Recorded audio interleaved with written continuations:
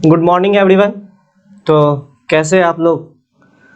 I hope आप लोग अच्छे होंगे और अच्छे से आप लोगों की प्रिपरेशन चल रही होगी।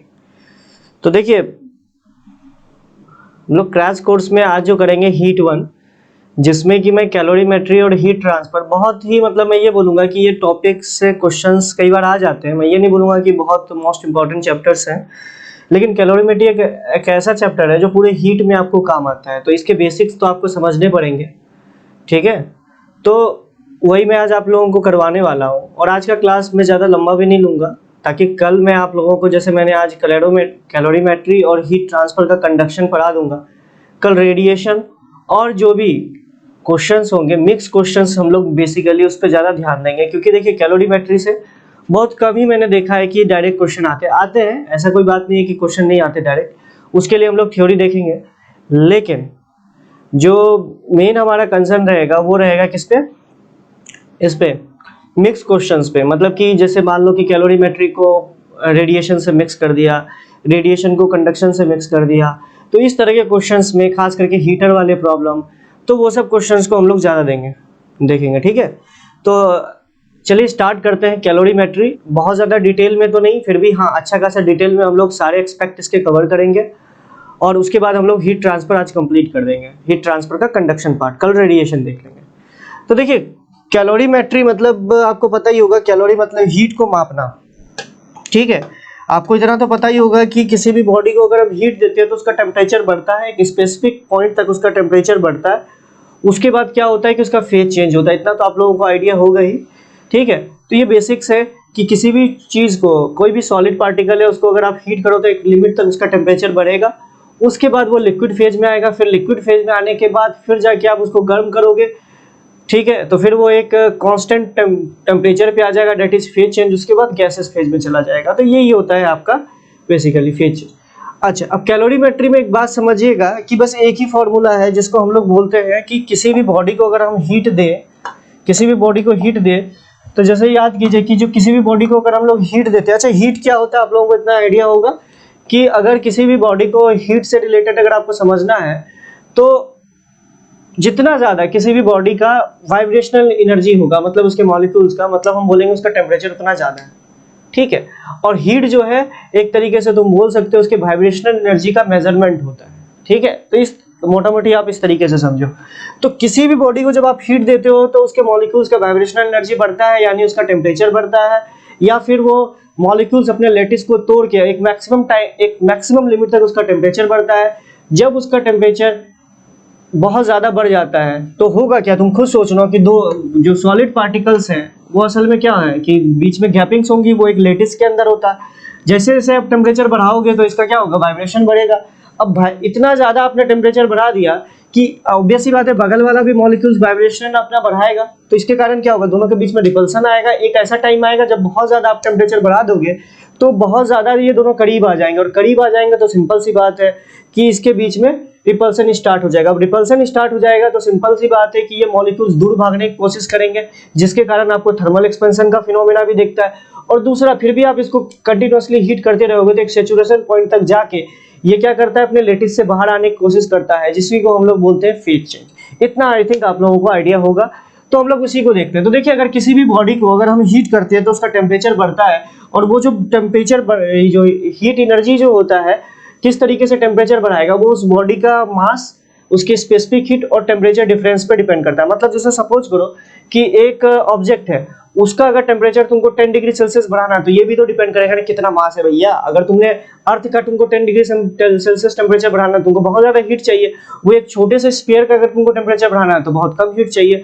तो इसलिए देखा गया कि Q जो है वो डायरेक्टली प्रोपोर्शनल टू मास होता है, specific heat is the property of that material, और आपका टेम्परेचर डिफरेंस पे डिपेंड करता है। तो यानी हम इसको इस तरीके से लिख सकते हैं ms डेल्टा टी। मतलब किसी भी बॉडी को जब हम हीट देते हैं तो उसका टेम्परेचर में चेंज जो आता है वो मास, स्पेसिफिक हीट और टेम्परेचर चेंज पे डिपेंड करता है। अच्छा, अब इसको थोड़ा सा समझते हैं। Q equals to ms delta T, ये आपको क्या क्या बताता है? पहला तो ये बताता है कि मान लीजिए किसी एक बॉडी का टेम्परेचर 10 डिग्री सेल्सियस, उसको 20 डिग्री सेल्सियस तक बढ़ाना है तो आपको कितनी हीट की रिक्वायरमेंट होगी, वो इसके हिसाब से कर सकते हैं आप। या आप इसको इस तरीके से समझ सकते हो कि जस्ट उल्टा कि आपने 10 जूल एनर्जी दी तो बॉडी का टेम्परेचर कितना हो जाएगा, या आपको इतना टेम्परेचर। तो कुल मिला के एक ही चीज मैं आपको बता रहा हूं कि कुल मिला के हीट और टेम्परेचर के बीच में एक दूसरे को ये रिलेट करता है, ठीक है। अब देखिए, अगर आपको इतना पता ही होगा कि किसी भी बॉडी को अगर हम लोग हीट एनर्जी देते हैं तो उसका टेम्परेचर बढ़ता है, ठीक है। तो हीट एनर्जी बढ़ता है, सॉरी टेम्परेचर बढ़ता है। अगर किसी भी बॉडी को अगर आप हीट देते हो, हीट करने का क्या मतलब है भैया कि एनर्जी आपने दे रहे हो, हीट एनर्जी के फॉर्म में आपने एनर्जी दिया, एनर्जी देते हो तो सिंपल सी बात इसका टेम्परेचर बढ़ता है। तो तुम खुद सोचो कि इसका जो टी फाइनल होगा वो टी इनिशियल से बड़ा होगा। और आपको इतना पता होगा थर्मोडायनेमिक्स में कि जब भी किसी बॉडी को अगर हम लोग हीट देते हैं, heat given to system is positive और heat is rejected by the system in negative. ये हम लोग थर्मोडायनेमिक्स में एजम्पशन लेते हैं, आप लोग को याद होगा साइन कन्वेंशन ऑफ थर्मोडायनेमिक्स। तो उसी हिसाब से अगर हम लोग बोले कि हीट गिवन, अगर हम लोग बोल रहे हैं कि हीट गिवन, तो इसका मतलब हमने स्पेसिफाई कर दिया हीट गिवन, तो हमें इस टर्म को पॉजिटिव लिखना पड़ेगा। और हमें पता है कि हीट गिवन के टर्म में टी फाइनल टी इनिशियल से बड़ा होगा। तो इसलिए मैं आपको ये बोल रहा हूं कि क्यू को अगर तुम ध्यान से देखो तो इसको मैं ऐसे भी लिख सकता हूं हीट गिवन के केस में M S T final minus T initial. ये आपका हीट गिवन मतलब कि हीट गेन को बोल सकते हो। हीट गिवन मतलब कोई भी बॉडी हीट गेन करता है, तो इसको हीट गेन को हम लोग इस तरीके से लिखते हैं। अच्छा, क्योंकि जब आपने स्पेसिफाई कर दिया हीट गेन तो उसको भैया पॉजिटिव में तो आपको लिखना पड़ेगा, ठीक है। अगर मान लो कि सपोज करो कि एक ऑब्जेक्ट से आप एनर्जी निकाल रहे हो, हीट एनर्जी निकाल रहे हो, जैसे आप गर्म चाय को आप बाहर रखे हुए तो क्या होगा, वो ठंडी होती जाती है। क्यों? क्योंकि उससे एनर्जी निकल रही है, हीट एनर्जी निकल रही है, तो ऑब्वियस सी बात है टेम्परेचर घटेगा। तो ऑब्वियस ही बात है, मान लीजिए कि वो पहले 100 डिग्री सेल्सियस पे था, 10 डिग्री सेल्सियस पे आ गया, तो कितना हीट एनर्जी निकला ये भी आप कैलकुलेट करके बता सकते हो। तो मेरा ये कहना है कि मान लीजिए कि इसका अगर हम लोग ध्यान से देखें तो इस केस में आप क्या बोल रहे हो, heat rejected by the body, मतलब ये आपने हीट रिजेक्टेड बोल दिया तो इसको पॉजिटिव लिखना पड़ेगा। तो अगर हीट रिजेक्ट हो रहा है तो मैं बोल सकता हूं कि T initial is greater than T final. तो इस केस में क्यू लिखूंगा मैं M S T initial minus T final. समझ रहे हैं मेरी बात को? इस तरीके से हम लोग हीट रिजेक्टेड और हीट गिवन इन दोनों में, या हीट गेन और हीट रिजेक्टेड, हीट लॉस, इसको हम लोग हीट लॉस भी बोलते हैं। अरे भैया कोई चीज हीट अगर निकाल रहा है तो सिंपल सी बात है हीट उसको रिजेक्टेड होगा ना, या हीट लॉस उसको बोलेंगे। और कोई बॉडी हीट गेन कर रहा है मतलब कि हीट दे रहे हो तो उसको हीट गेन बोलेंगे, या फिर उसको क्या बोलेंगे, हीट इज एब्जॉर्ब। इस तरीके से टर्म्स है, उसमें कंफ्यूज होने की जरूरत नहीं है। तो ये मैंने आपको बताया हीट। मैं कई बार इसको इस तरीके से यूज कर लेता हूं तो आपको ये बात समझ में आनी चाहिए कि मैं इस तरीके से क्यों यूज करता हूं, मैंने आपको बता दिया। अब जैसे समझना मेरी बात को, होता क्या है, हीट ट्रांसफर क्या होता है, अब समझना मेरी बात को। हीट ट्रांसफर कुछ नहीं होता है। जब एक हाई टेम्परेचर में कोई अगर बॉडी है तो उसका मतलब क्या है कि उसके बॉडी के मॉलिक्यूल्स के पास जो वाइब्रेशनल एनर्जी है, मतलब कि हमारी बॉडीज तो छोटे छोटे मॉलिक्यूल्स से मिलकर बनी हुई है। तो अगर मेरा टेम्परेचर, सपोज करो किसी बॉडी का टेम्परेचर अगर 10 डिग्री सेल्सियस है तो इसका मतलब क्या है कि हम बॉडी जो है, बॉडी के अंदर जो मॉलिक्यूल्स है वो वाइब्रेट कर रहे होंगे। 10 डिग्री सेल्सियस का मतलब है कि उस स्पेसिफिक टेम्परेचर पे उसके पास कुछ वाइब्रेशनल एनर्जी होगी। अब जैसे जैसे आप टेम्परेचर बढ़ाते हो तो वाइब्रेशनल एनर्जी बढ़ती है। तो temperature is related to vibrational energy, मैंने अभी भी आपको बोला था। तो अब देखो, अब जब भी आप एक आप मतलब ये समझो कि आप हॉट बॉडी को, क्या ये आपका हॉट बॉडी, और इसको कोल्ड बॉडी के कांटेक्ट में जब लेके आते हो तो होता क्या है कि हॉट बॉडी के मॉलिक्यूल्स बहुत तेजी तेजी से वाइब्रेट करते हैं और कोल्ड बॉडी के जो मॉलिक्यूल्स है बहुत धीरे धीरे वाइब्रेट करते हैं। तो जब दोनों को कांटेक्ट में ले आते हो तो थ्रू कोलिजन एनर्जी का ट्रांसफर होता है, इसी को हम लोग बोलते हैं हीट ट्रांसफर। तो ये बात आपको समझ में आना चाहिए कि हीट ट्रांसफर एक्चुअली, जिसको हम लोग कंडक्शन बोलते हैं, वो एक्चुअली होता क्या है। समझ रहे मेरी बात को? तो बेसिक्स मैं इसलिए बता रहा हूं कि कई बार मतलब कि बेसिक्स से भी क्वेश्चंस आ जाते हैं, तो वो भी हम लोग देखेंगे। और मैंने देखो पहले से ही मैंने सोच रखा है कि देखो यार तुम्हें बेसिक्स बताना पड़ेगा, क्योंकि कई बार अगर क्वेश्चंस आ गए तो फिर समझ रहे ना। ठीक, तो अब मान लो कि सपोज करो, अब मैं एक बात आपको बोल रहा हूं कि मान लीजिए 2-3 ऑब्जेक्ट हैं, एक बॉडी, एक ऑब्जेक्ट गर्म है, एक ठंडा है, और इसी तरीके से 2-3 ऑब्जेक्ट है। अगर हमने उन सभी को मिक्स कर दिया तो आपसे पूछ दिया जाए कि फाइनल टेम्परेचर ऑफ बॉडी क्या होगा। तो फाइनल टेम्परेचर ऑफ बॉडी के लिए कुछ आपको मानना पड़ेगा। जैसे एग्जांपल के लिए मैं आपको क्वेश्चंस के थ्रू आपको समझा रहा हूं। जैसे मान लो कि एक मान लो कि 10 kg की एक ऑब्जेक्ट है जिसका कि स्पेसिफिक हीट, चलो सपोज करो कि 1.2 दे रखा है, ठीक है। उसका इनिशियल टेम्परेचर आपको सपोज दैट 10 डिग्री सेल्सियस दे रखा है, ठीक है। इसी तरीके से दूसरा एक ऑब्जेक्ट है जिसका मास मान लीजिए 2 kg दे रखा है और उसका स्पेसिफिक हीट दे रखा है 1.3, और टी फाइनल आपको टी इनिशियल आपको दे रखा है कि ये 30 डिग्री सेल्सियस पे था। इसी तरीके से तीसरा ऑब्जेक्ट है जो 3 kg का दे रखा है, तीसरा ऑब्जेक्ट है जो 3 kg का दे रखा है और इसका स्पेसिफिक हीट 1.4 दे रखा है और इसका टी फाइनल दे रखा है 50 degree Celsius, sorry T initial दे रखा है 50 डिग्री। अब मान लो इन तीनों को हमने मिक्स किया, इस तरीके से मिक्स किया कि एक दूसरे के बीच में ही एनर्जी का ट्रांसफर हो रहा है। मतलब जब आप मिक्स करते हो तो ऑब्वियस सी बात है कांटेक्ट में आते हैं, तो कांटेक्ट में आते हैं तो सिंपल सी बात है, एक बात बताओ, तुम खुद सोच के बताना कि कब तक हीट का ट्रांसफर होता रहेगा। मुझे लग रहा है कि जब तक दोनों की वाइब्रेशनल एनर्जी सेम ना हो जाए। अगर तुम लॉजिकली सोचो तो अगर एक ठंडा ऑब्जेक्ट और एक गर्म ऑब्जेक्ट है, दोनों को आपने कांटेक्ट में लाया, तो इसकी मॉलिक्यूल्स की वाइब्रेशनल एनर्जी बहुत ज्यादा और इसकी मॉलिक्यूल्स की वाइब्रेशनल एनर्जी बहुत कम। तो भैया कब तक ये इसको एनर्जी का ट्रांसफर करता रहेगा? एनर्जी का ट्रांसफर मतलब थ्रू कोलिजन हो रहा है, ठीक है। तो कब तक करता रहेगा? जब तक दोनों के मॉलिक्यूल्स का वाइब्रेशनल एनर्जी सेम ना हो जाए। मतलब वाइब्रेशनल एनर्जी सेम ना हो जाए मतलब टेम्परेचर सेम ना हो जाए। मतलब एनर्जी का जो ट्रांसफर होता है वो कब तक होता रहेगा? जब तक कि दोनों का टेम्परेचर सेम ना हो जाए। तो ये बात याद रखिएगा, मिक्सिंग वाले प्रॉब्लम्स में हमेशा आपको टेम्परेचर सेम कराना है, ना कि फेज सेम कराना है। बात याद रखिएगा, इंपॉर्टेंट है कि हमें टेम्परेचर सेम कराना है, क्योंकि temperature is related to vibrational energy. तब तक एनर्जी का ट्रांसफर होता रहेगा जब तक कि दोनों का टेम्परेचर सेम ना हो जाए। इसलिए इसको आप लॉजिकली इस तरीके से समझ सकते हो, ठीक है। तो मेरा ये कहने का मतलब जब इन तीनों को मिक्स करोगे तो कब तक एनर्जी का ट्रांसफर, एक टाइम आएगा जब तीनों की टेम्परेचर बराबर हो जाएगी, तब तक एनर्जी का ट्रांसफर होता रहेगा। हम ये एज्यूम करके मान रहे हैं कि एनर्जी का ट्रांसमिशन इन तीनों के बीच में हो रहा है, एनर्जी जो है सराउंडिंग में नहीं जा रही है। तो आपको बताना है कि फाइनल टेम्परेचर ऑफ बॉडीज क्या होगा। तो देखो इस केस में कुछ नहीं है, हम इस केस में हम लोग बोलेंगे heat summation of heat gain या summation of heat loss is equal to 0। हम इस तरीके से बोल सकते हैं। कैसे?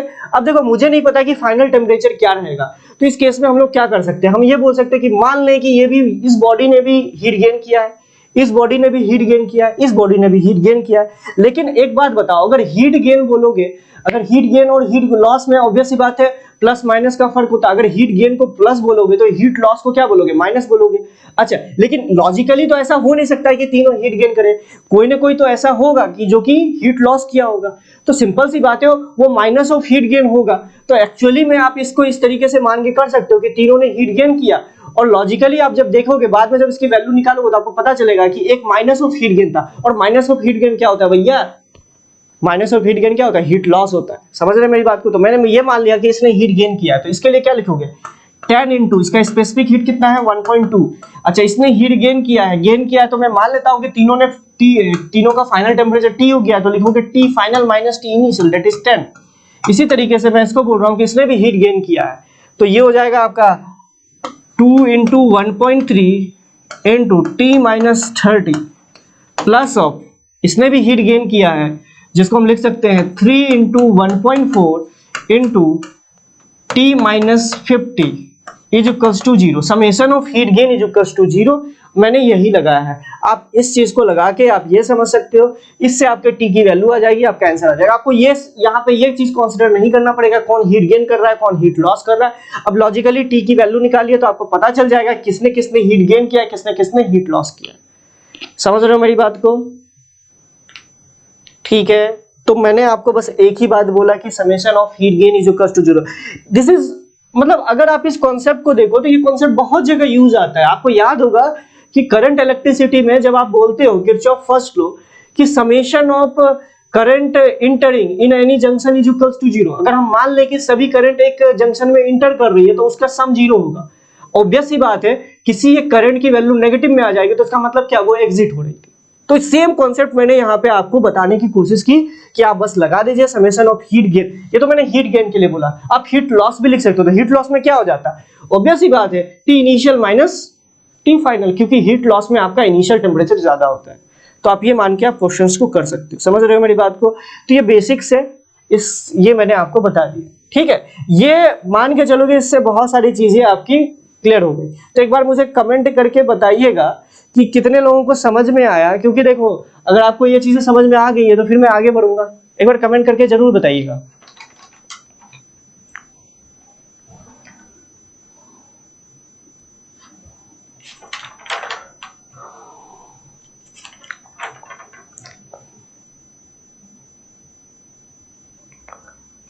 किसी को कोई डाउट है तो पूछ लीजिए, बाकी हम लोग आगे बढ़ते हैं।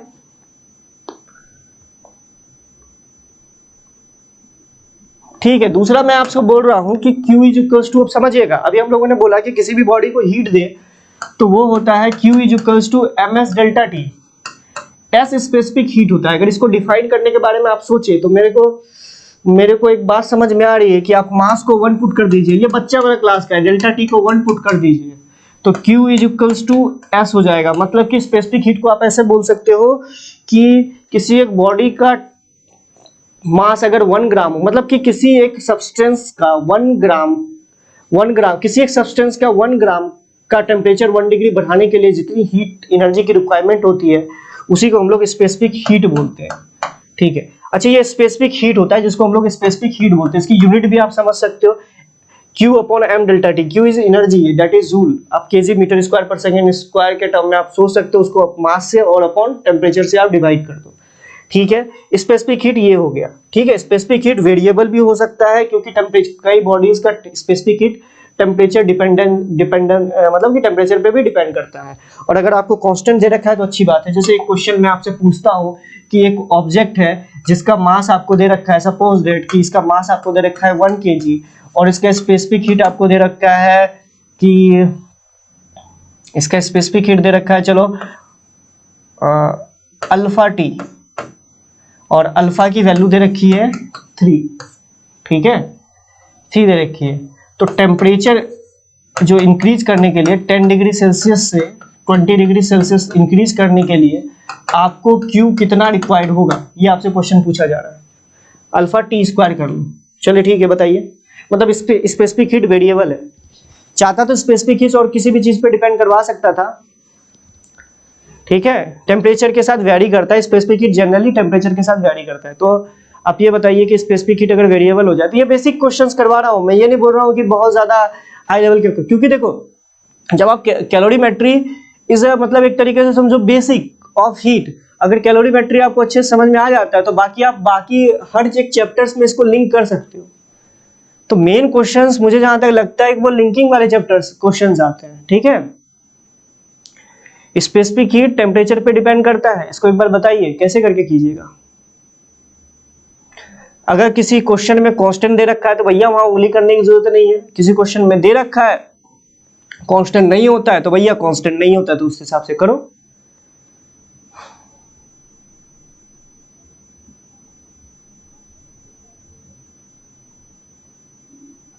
चलिए देखते हैं, आई थिंक आप लोगों से हो गया होगा। तो देखो स्पेसिफिक हीट वेरिएबल है, जैसे जैसे टेम्परेचर बढ़ाओगे उस तरीके से स्पेसिफिक हीट बढ़ता जाएगा। तो इस केस में हम लोग क्या करेंगे, ध्यान से देखिए कि हमने मान लिया कि ये ऑब्जेक्ट है, इसका टेम्परेचर चेंज किया T से T प्लस डी टी, इसका टेम्परेचर चेंज किया, मतलब हमने एक छोटा सा हीट दिया, इसको DQ हीट दिया, जिसके कारण इसका छोटा सा टेम्परेचर चेंज हुआ T प्लस डी टी। अच्छा एक बात बताओ, सोच के बताना, अगर टेम्परेचर चेंज बहुत ज्यादा स्मॉल है, मतलब कि ये समझो कि 1 डिग्री से मतलब 10 डिग्री से 10.000000000001 डिग्री टेम्परेचर में चेंज लाया, मतलब बहुत ही स्लाइटली टेम्परेचर में चेंज लाया, तो क्या आप ये बोल सकते हो कि इसका स्पेसिफिक हीट उस टेम्परेचर वेरिएशन में ऑलमोस्ट कांस्टेंट रहा होगा? तो सिंपल सी बात है कि मैं मान सकता हूं कि इस टेम्परेचर वेरिएशन में इसका स्पेसिफिक हीट ऑलमोस्ट कांस्टेंट रहा होगा। तो इस छोटे से हीट की वैल्यू आपकी हो जाएगी, ध्यान से देखिए, m, मास तो इसका m था ही, इसका स्पेसिफिक हीट चलिए s में मान लेता हूं इस पर, और टेम्परेचर चेंज हो गया dt, लिखोगे t final minus t initial plus that is t plus dt minus of t, तो वो हो जाएगा ms dt। तो एक बात बताइए, इसी तरीके से अगर हम हजारों करोड़ों छोटे छोटे टेम्परेचर इंटरवल्स ले ले और उसको जोड़ दे तो मुझे पता चल जाएगा कि कितना हीट मुझे देना पड़ा था। तो उसी जोड़ने को हम लोग क्या बोलते हैं, इंटीग्रेशन।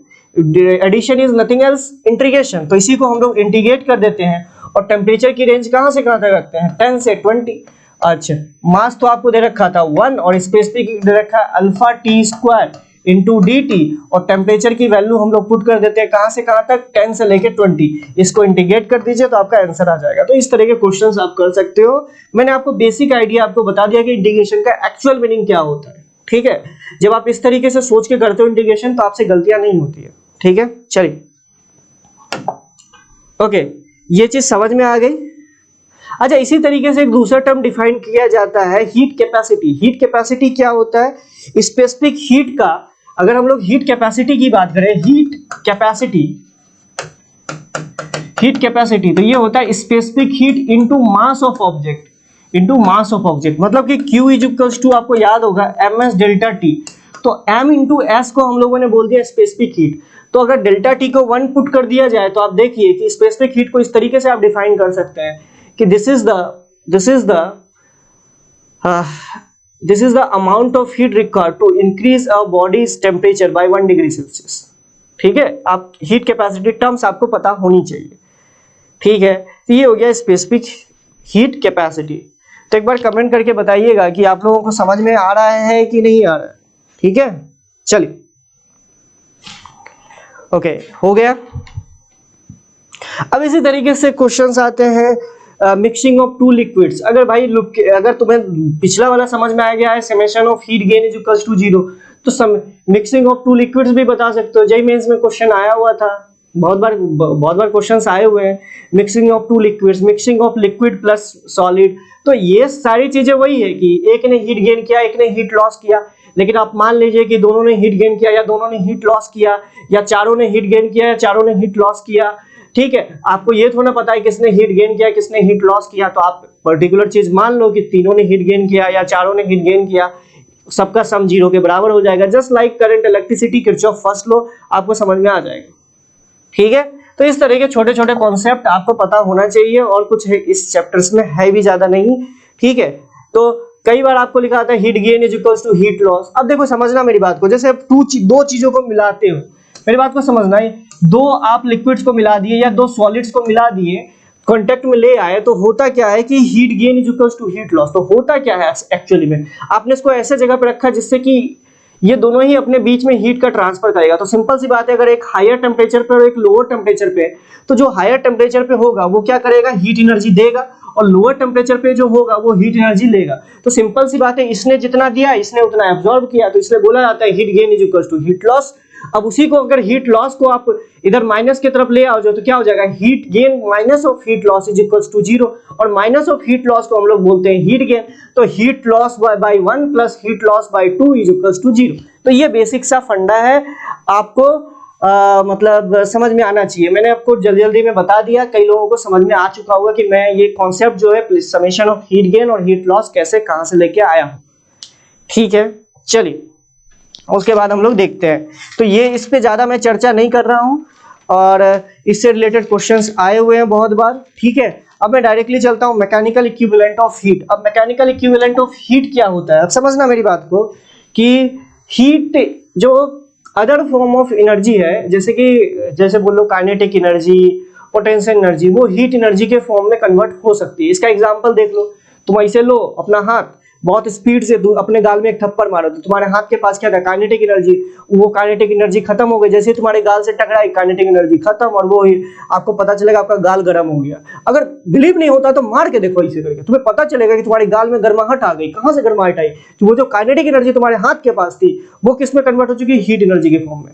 अब तुम जैसे बॉल को ऐसे करके, आप लोग जो क्रिकेट खेलते होंगे उसको इस तरीके से आप क्या करो कि दीवार पे बाउंस करो, तो दीवार पे क्या होता है, जब वो टकराता है, जब वो वापस आता है, तो आप उसको टच करके देखो, तो वो दिखेगा आपको कि थोड़ा सा गर्म हो गया। तो मतलब यहाँ पे काइनेटिक एनर्जी हीट एनर्जी के फॉर्म में कन्वर्ट हो गया। इसी तरीके से अदर फॉर्म ऑफ एनर्जी, कोई भी form of energy heat energy के फॉर्म में कन्वर्ट हो सकता है, या प्रैक्टिकल लाइफ में देख सकते हो। समझ रहे हो मेरी बात को?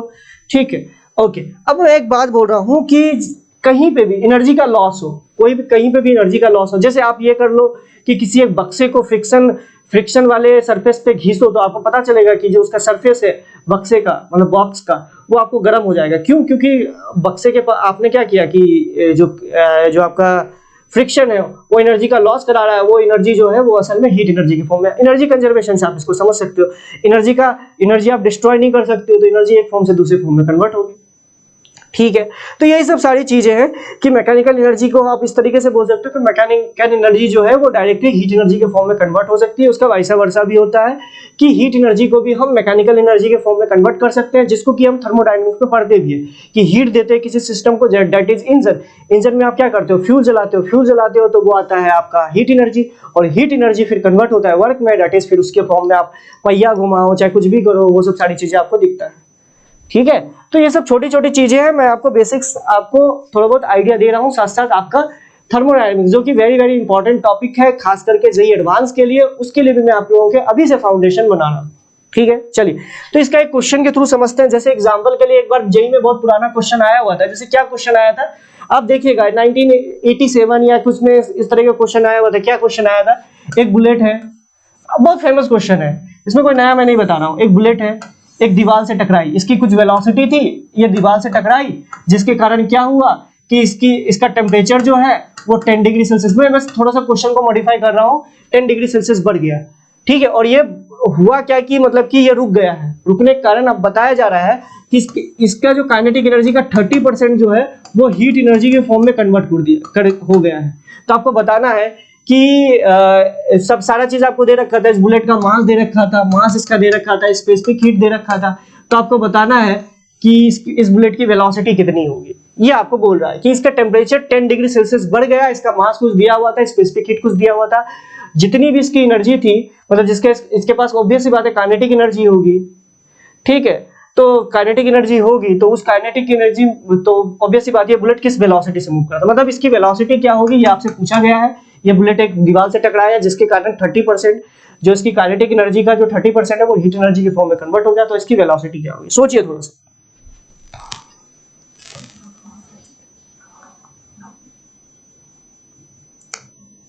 जल्दी कीजिए इसको। मैकेनिकल इक्विवेलेंट ऑफ हीट का पहला क्वेश्चन, कोलिजन से करवा सकते हो, एक बॉल दूसरे बॉल से टकराया, वेलोसिटी में चेंज आया, ये वो, जहां भी आपको एनर्जी का लॉस दिखे तो वहां सिंपल से आप लगा सकते हो कि आपका मैकेनिकल इक्विवेलेंट ऑफ हीट का concept. Hello sir, please my name Sujal Kumar.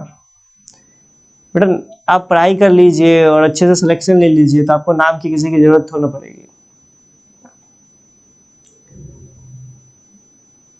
ठीक है, कुछ है नहीं। अगर तुम बोलो तो इसके पास काइनेटिक एनर्जी कितनी थी, अगर तुम देखो तो ये हो जाएगा हाफ mv²। इस बुलेट के पास काइनेटिक एनर्जी इतनी थी, तो इसका 30%, दैट इज इसका 30%, दैट मींस 30/100 इतना जो है वो किसमें का इतना, इस काइनेटिक एनर्जी का 30%, मतलब कि 30/100 ये कन्वर्ट किसमें हो गया, ये हो गया ms डेल्टा टी में। अच्छा, मास आपको दे रखा है, मास दोनों तरफ कैंसिल आउट भी हो जाएगा। ठीक है, स्पेसिफिक हीट आपको दे रखा होगा, टेम्परेचर डेल्टा टी, मतलब टेम्परेचर में चेंज 10 डिग्री दे रखा है। तो यहां से आपका वेलोसिटी आराम से आ जाएगा। समझ रहे मेरी बात को? बस इतना ही करना था। ठीक है, तो इस छोटे छोटे क्वेश्चंस को मैं ये मान के चलता हूँ कि बहुत बेसिक है। अब देखो बहुत सारे क्वेश्चंस आ सकते हैं यार, इसमें मैं क्या करूँ। अब जैसे सरफेस टेंशन से, अगर तुम्हें बेसिक्स आइडिया है सरफेस टेंशन का, तो तुम बोलो तो मैं सरफेस टेंशन से मिक्स करा के क्वेश्चन बनाता हूँ, अगर है तो, क्योंकि मैं इस चैप्टर के क्वेश्चंस को मैं किसी भी चैप्टर से रिलेट करवा सकता हूँ। अगर तुम बोलो तो मैं सरफेस टेंशन से मिक्स कराऊं इस पार्ट को, हाँ या ना बोलो। अगर तुम्हें सरफेस टेंशन का थोड़ा बहुत आइडिया है तो मैं सरफेस टेंशन से एक क्वेश्चन मिक्स कराता हूँ। बहुत बेसिक क्वेश्चन है, वो भी बहुत बेसिक क्वेश्चन होगा। तो बताइए।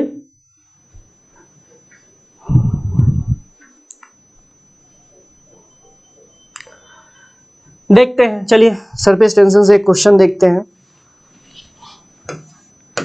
बहुत सारे ड्रॉप्स है, बहुत बेसिक क्वेश्चन है, बहुत ज्यादा बेसिक क्वेश्चन है। ठीक है, मतलब ये समझो कि एन आइडेंटिकल ड्रॉप है, ड्रॉप्स है, ठीक है, वाटर ड्रॉप्स है, इसको आपने मिला के एक बड़े ड्रॉप में कन्वर्ट कर दिया। तो ये एन आइडेंटिकल ड्रॉप्स है, उसका रेडियस r दे रखा है और इसका टोटल मास आपको दे रखा है, ठीक है, इसकी और वाटर की डेंसिटी रो दे रखी है। ठीक है, तो रो दे रखी है। आपको ये बोल रहा है कि जब हमने एन छोटे छोटे ड्रॉप्स को मिक्स किया तो एक बड़ा ड्रॉप बनाया, तो बोला जा रहा है कि टेम्परेचर में जो चेंज आ गया वो बोल रहा है कि 30 डिग्री सेल्सियस का आ गया। समझना मेरी बात को, 30 डिग्री सेल्सियस का आ गया, या 30 डिग्री का 3 डिग्री सेल्सियस, इतना ज्यादा चेंज नहीं आता, 3 डिग्री सेल्सियस का आ गया। पहले उसका कुछ टेम्परेचर रहा होगा, अब जब बड़ा ड्रॉप बना रहे हैं तो 3 डिग्री सेल्सियस टेम्परेचर इसका बढ़ गया। ठीक है, तो आपसे पूछा जा रहा है, और इस जो लिक्विड है इसका सरफेस टेंशन T दे रखा है और इसका स्मॉल वाले का रेडियस स्मॉल r दे रखा है, डेंसिटी सिग्मा दे रखी है। तो आपसे पूछा क्या जा रहा है, आपसे बस यही चीज पूछा जा रहा है। अच्छा ठीक है, और इसके अलावा एक चीज दे रखा है कि 100% एनर्जी कंजर्वेशन, मतलब कि सरफेस एनर्जी का 100% हीट एनर्जी के फॉर्म में कन्वर्ट हो गया है। ठीक है, तो आपसे इस क्या, ठीक है, टेम्परेचर चेंज पूछ रहा है, सॉरी टेम्परेचर चेंज क्या होगा, ये आपसे पूछ रहा है कि जब हम n छोटे छोटे ड्रॉप्स को, जिसका सरफेस टेंशन r, इसका रेडियस स्मॉल r दे रखा है, इसका डेंसिटी सिग्मा दे रखा है, इसको जब हम मिला के एक बड़ा सा ड्रॉप बनाते हैं तो आपको बताना है कि टेम्परेचर में एक्सपेक्टेड चेंज क्या आएगा। ठीक है, अगर सरफेस एनर्जी 100% कन्वर्ट हुई है हीट एनर्जी के फॉर्म में, तो बताइए थोड़ा सा। मैकेनिकल इक्विवेलेंट ऑफ हीट का ही क्वेश्चन है, लेकिन देखिए सरफेस टेंशन से मैंने मिक्स कराया है इसको।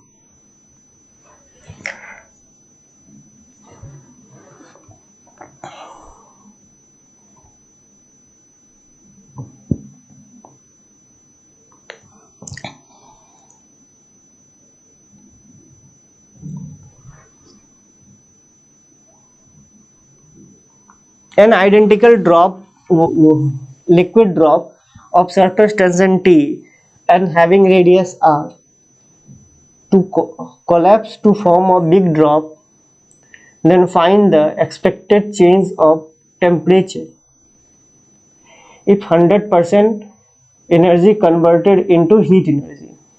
ठीक है,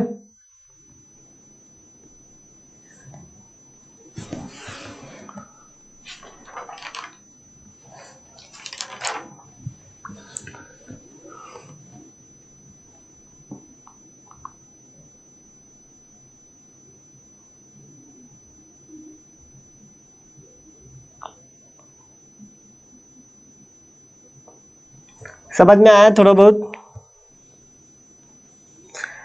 सरफेस टेंशन की दो डेफिनेशन होती है, एक डेफिनेशन से आपको फोर्स आता है, दूसरे डेफिनेशन से आपको सरफेस एनर्जी आता है। तो एक बात बताइए, आपको खुद ही पता होगा कि जैसे जैसे आप सरफेस एनर्जी को बढ़ाइएगा, लॉजिकली सोचिए कि जैसे जैसे एनर्जी घटे, मतलब कि सरफेस एनर्जी घटेगा, तो सिंपल सी बात है सरफेस एनर्जी भी घटेगा।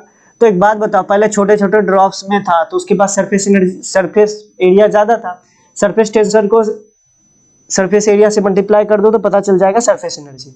तो पहले जब n छोटे छोटे ड्रॉप्स थे तो उसका मतलब सरफेस एरिया ज्यादा था, जब एक बड़े ड्रॉप में कन्वर्ट हुआ तो आपका ये मतलब कि जब एक ड्रॉप में कन्वर्ट हुआ तो उसकी सरफेस एनर्जी घट गई।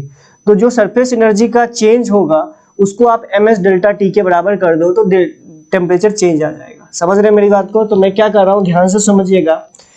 पहले तो आपको निकालना पड़ेगा कि बड़े ड्रॉप का रेडियस क्या होगा। तो एक बात बताओ, उसको कैसे निकालेंगे? वॉल्यूम कंजर्वेशन से। कैसे? देखो, n इंटू, अगर बड़े ड्रॉप का निकालना जाए, n into 4/3 pi R cube. ठीक है, या इसको मास कंजर्वेशन भी बोल सकते हो, ये वॉल्यूम इंटू डेंसिटी से, तो मास कंजर्वेशन या वॉल्यूम कंजर्वेशन भी बोल सकते हो, is equals to 4/3 pi capital R cube. ठीक है, तो यहां से कैपिटल आर की वैल्यू आ जाएगी in terms of small R. ठीक है, तब एक बात बताइए, यहाँ पे सरफेस एनर्जी कितनी थी? इनिशियल सरफेस एनर्जी हो जाएगी, ध्यान से देखिए, n into 4 pi R square into T. Final surface energy कितनी होगी भैया? फाइनल सरफेस एनर्जी हो जाएगी, ध्यान से देखिए, तो this is 4 pi capital are square into T. तो एक बात बताइए, इनिशियल सरफेस एनर्जी ज्यादा होगी, फाइनल सरफेस एनर्जी कम होगी, तो change in surface energy is equals to ms delta T. बस आपका डेल्टा टी आ गया, बस इतना ही करना था। ठीक है, बस हो गया, इससे ज्यादा कुछ है ही नहीं। ठीक है, समझ में आया?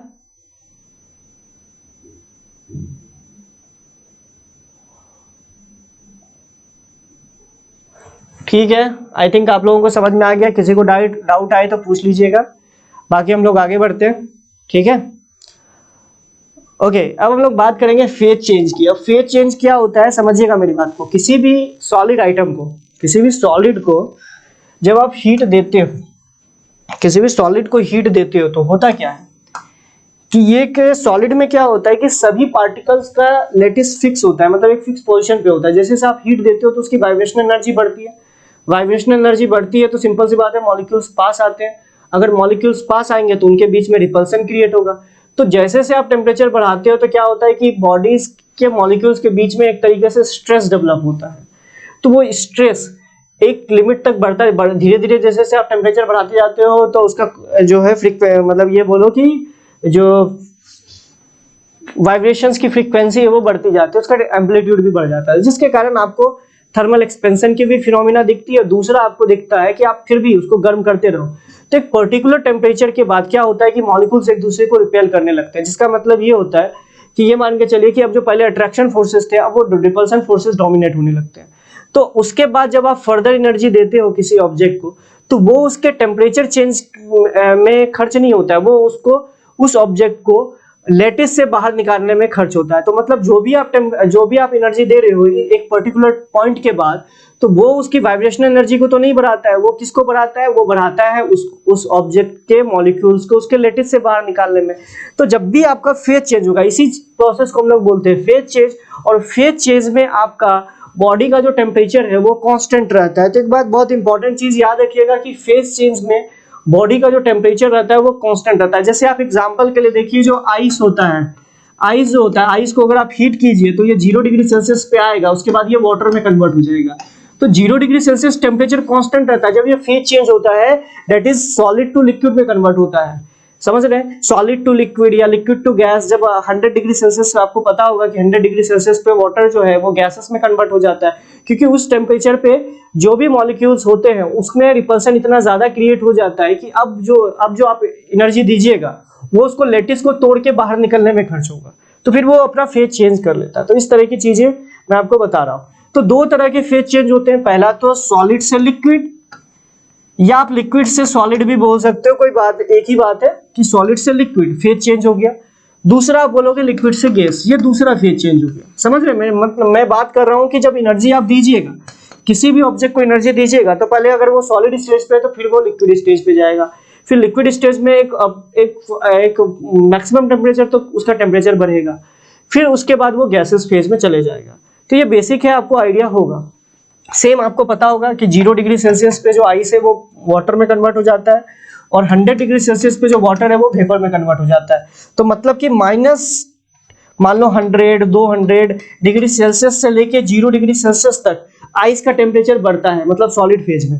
फिर 0 डिग्री सेल्सियस पे जैसे पहुंचता है उसके बाद जैसे आप हीट एनर्जी देते हो तो फिर ये लिक्विड फेज में कन्वर्ट हो जाता है, लेकिन टेम्परेचर चेंज नहीं होता है।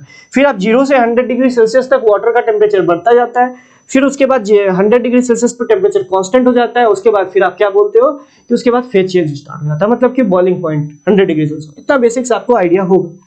तो पहला जो सॉलिड से लिक्विड में कन्वर्ट होता है इसको हम लोग बोलते हैं, क्या बोलते हैं, अगर आपको आइडिया होगा तो लेटेंट हीट ऑफ फ्यूजन बोलते हैं। मतलब लेटेंट हीट क्यों बोला, क्योंकि आप जो भी एनर्जी दे रहे हो वो एक तरीके से टेम्परेचर को नहीं बढ़ा रहा है, वो एक्चुअली में इसके फेज चेंज को कर रहा है। मतलब ये एनर्जी जो है लेटेंट, छुपा हुआ एनर्जी है, इसलिए हम लोग बोलते हैं लेटेंट हीट ऑफ फ्यूजन।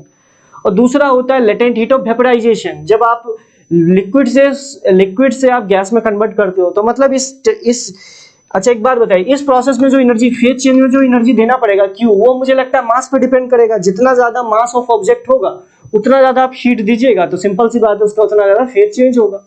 तो मैं बोल रहा हूं कि Q is equal to M into L।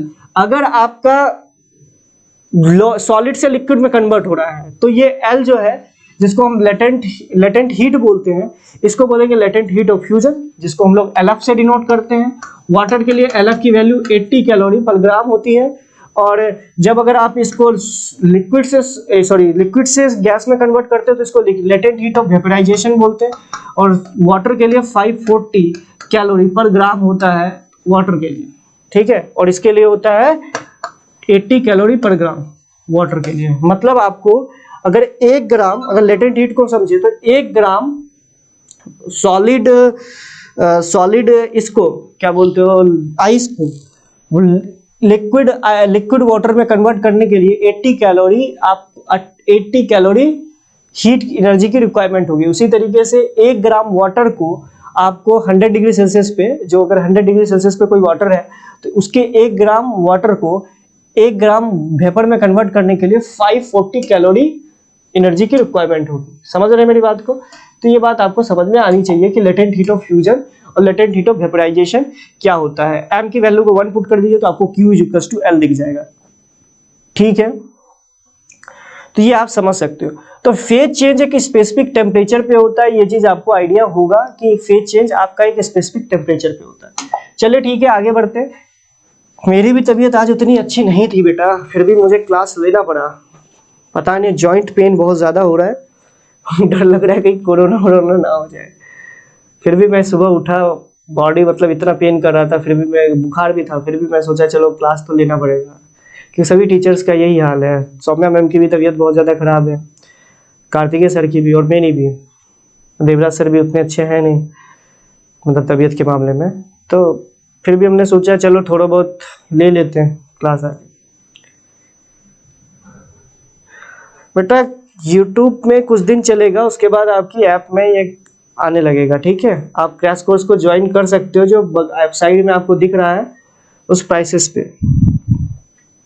ठीक है। चलिए अब हम लोग बात करेंगे आइस वाटर मिक्सचर प्रॉब्लम। तो हेडिंग डालिए आइस वाटर मिक्सचर प्रॉब्लम। अब जैसे मान लो, सपोज करो कि मैं बात क्या कर रहा हूँ कि मान लो 10 ग्राम आइस है, 10 ग्राम आइस जो कि -10 डिग्री सेल्सियस पे था। इसको हम लोग 50 ग्राम वाटर के साथ मिक्स कर दिए, 50 ग्राम वाटर के साथ मिक्स कर दिए जो कि 50 डिग्री सेल्सियस पे था। तो आपको बताना है कि इसका टी फाइनल क्या होगा। समझ रहे हैं मेरी बात को? तो ये आपसे पूछा गया है। अगर एस ऑफ आइस आपको दे रखा है हाफ, एस ऑफ वाटर 1 दे रखा है, तो आपसे पूछा गया है कि फाइनल कंडीशन में क्या होगा। ये बेसिक क्वेश्चन मैंने आपसे पूछा है, कीजिए।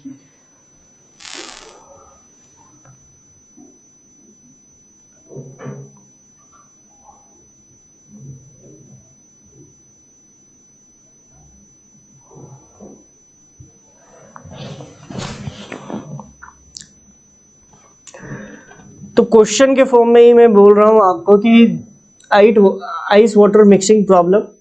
तो कुल मिला के जब भी मिक्सिंग का प्रॉब्लम आता है तो आपको ये बात याद रखना पड़ेगा कि टेम्परेचर सेम होना चाहिए, तब तक हीट का ट्रांसफर होता रहेगा। तो जब तक दोनों का टेम्परेचर सेम नहीं होगा तब तक हीट एनर्जी का ट्रांसफर होता रहेगा। तो कोशिश कीजिए। अच्छा, ये मान के कीजिएगा कि हीट एनर्जी एक ने दी दूसरे ने ली है, एनर्जी का जो ट्रांसफर है इन दोनों के बीच में ही हो रहा है, ऐसा मान के कीजिएगा।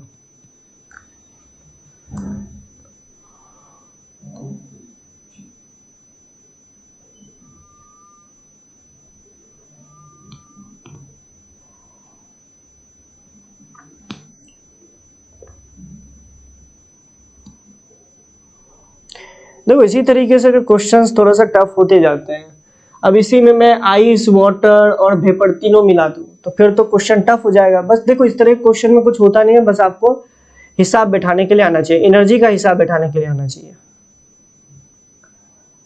मतलब हिसाब किताब जिसका अच्छा है वो अच्छे से कर लोगे इस तरह के क्वेश्चंस को। तो देखो इस तरह के क्वेश्चंस को क्या कैसे करते हैं एक बार मैं आपको आइडिया देता हूं ताकि आप आगे के क्वेश्चंस कर सकते हो। देखो अगर 2 है, समझना मेरी बात को, अगर 2 है इसमें सारी पॉसिबिलिटी है, फेज चेंज भी होगा कितने। तो अगर देख लेते हैं, ये इसको 1 मान लो और ये 2 है। अगर 2 दे रखा है तो बहुत ही अच्छा, अगर 3 दे रखा है तो फिर तीनों के लिए आपको अलग अलग करना पड़ेगा, ठीक है। तो पहले एक के लिए देख लो, एक वाला जो आइस है वो -10 डिग्री सेल्सियस पे, दूसरा वाला वाटर है। तो सिंपल सी बात है, जो कम टेम्परेचर पे वो हीट गेन करेगा और ज्यादा टेम्परेचर वाला हीट लॉस करेगा। इन दोनों के बीच में हीट का ट्रांसमिशन हो रहा है। तो हम लोग क्या करते हैं, समझिएगा मेरी बात को, पहले वाले के लिए लिखते हैं कि भैया इसने जो हीट गेन किया, पहले वाला हीट गेन कर रहा है तो हीट गेन के लिए लिखते हैं। तो एक बात बताइए, पहले जो आइस है वो मुझे लग रहा है -10 डिग्री सेल्सियस से 0 डिग्री सेल्सियस तक अपना टेम्परेचर बढ़ाएगा, क्योंकि 0 डिग्री सेल्सियस में तो फेज चेंज होता है। तो बताइए इस प्रोसेस में कितनी इसको एनर्जी चाहिए, मतलब ये कितनी हीट गेन करेगा अगर ये -10 डिग्री सेल्सियस से 0 डिग्री सेल्सियस तक जाए। तो मुझे लग रहा है ms delta T that is 10 into ice का स्पेसिफिक हीट होता है हाफ और डेल्टा टी हो गया 10। तो ये देख लीजिए हो गया आपका 50 कैलोरी, ठीक है। चलिए अब देखिए, अगर ये 0 डिग्री सेल्सियस पे आ चुका है तो 0 डिग्री सेल्सियस से 0 डिग्री सेल्सियस का वाटर अगर इसको कन्वर्ट कराए तो कितनी एनर्जी लेगा।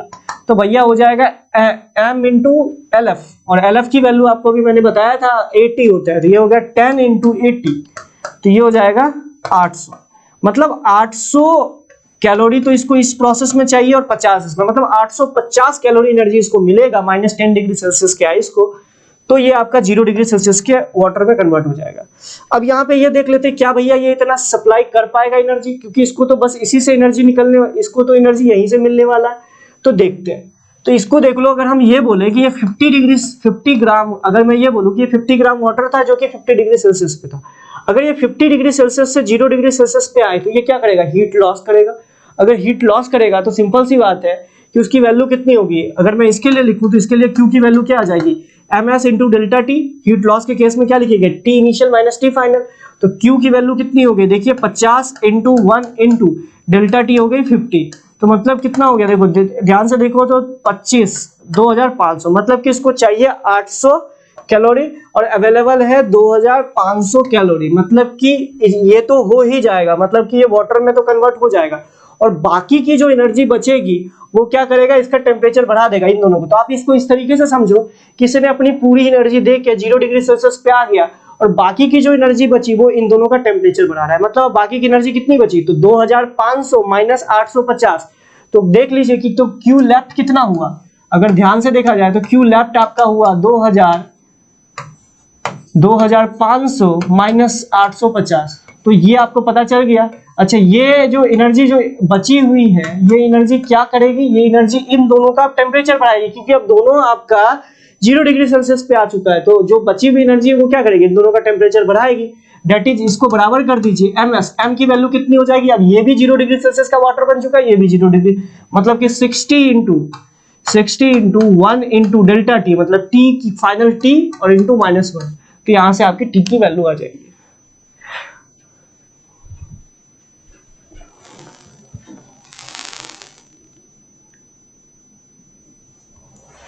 तो बेटा टेंशन मत लीजिएगा, जो भी कॉन्सेप्ट कराए जाएंगे कल के जो क्लास में जो क्वेश्चंस कराए जाएंगे, जो भी कॉन्सेप्ट आपको कल की क्लास में जो क्वेश्चंस के फॉर्म में कराए जाएंगे वो सभी जेई एडवांस के क्वेश्चंस होंगे। ये होता है कि इस तरीके से, मतलब देखो एनर्जी का हमने बैलेंस कराया, एक कितना दे सकता है दूसरा कितना ले सकता है। अरे भाई heat gain is equal to heat loss लगाओगे, एक ज्यादा दे ही नहीं सकता तो बीच में रुक जाएगा ना। तो इसी तरह से क्वेश्चंस को हमें सॉल्व करना पड़ता है। आई थिंक इस तरह के क्वेश्चंस आप लोगों को आते होंगे, तो मैं इसमें ज्यादा आपका लॉस नहीं करूंगा, मतलब इतना ज्यादा टाइम इसमें नहीं लगाऊंगा। अगर आप बोलोगे तो एक क्वेश्चन और करा दूंगा, मतलब कि कल के क्लास में। बाकी इससे रिलेटेड आपको ज्यादा कुछ मुझे नहीं लगता है कि आपको इतना, मतलब कि इसमें दिक्कत होगी। अगर दिक्कत है तो बोलिए, नहीं तो मैं फिर आगे बढ़ता हूं।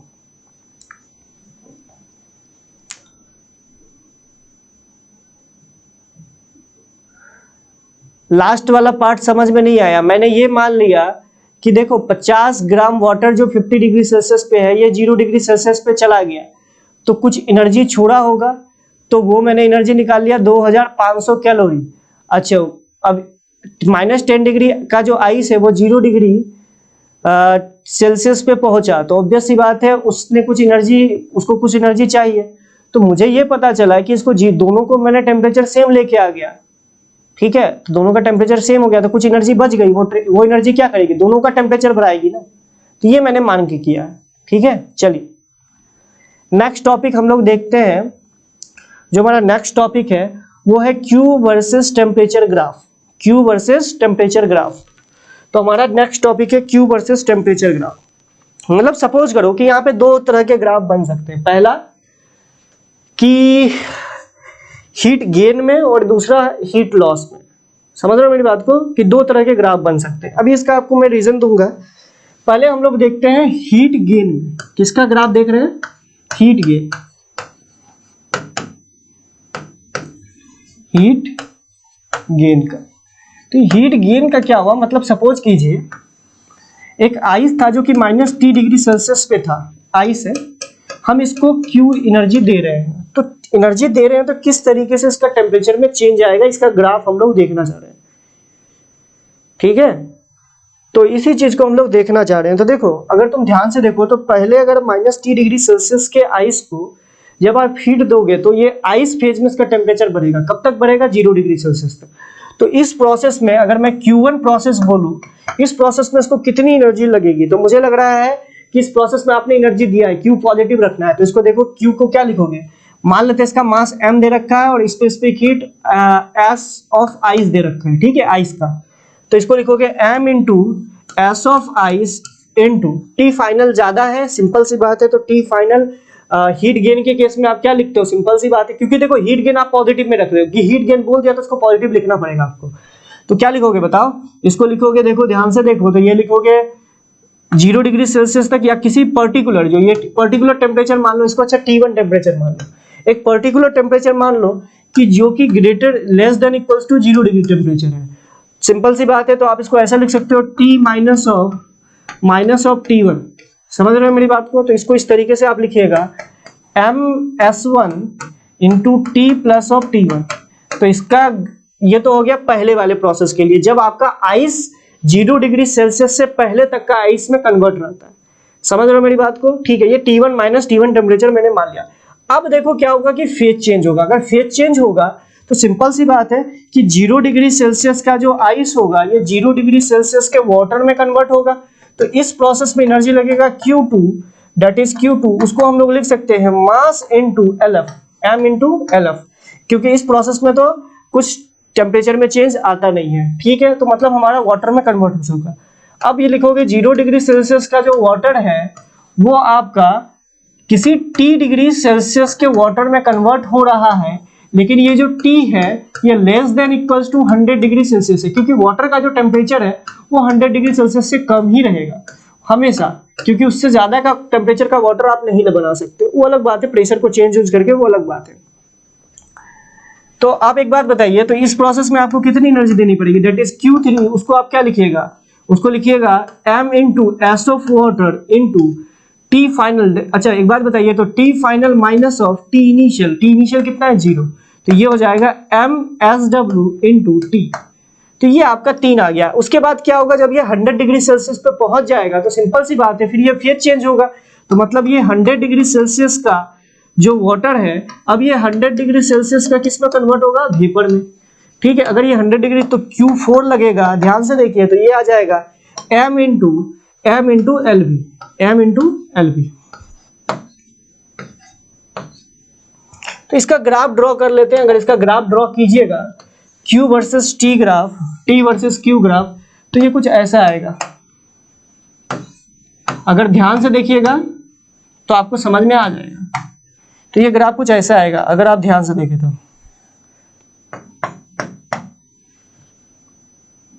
ये 0 डिग्री सेल्सियस हो गया, फिर यहां से लेके यहां तक, फिर क्या होगा?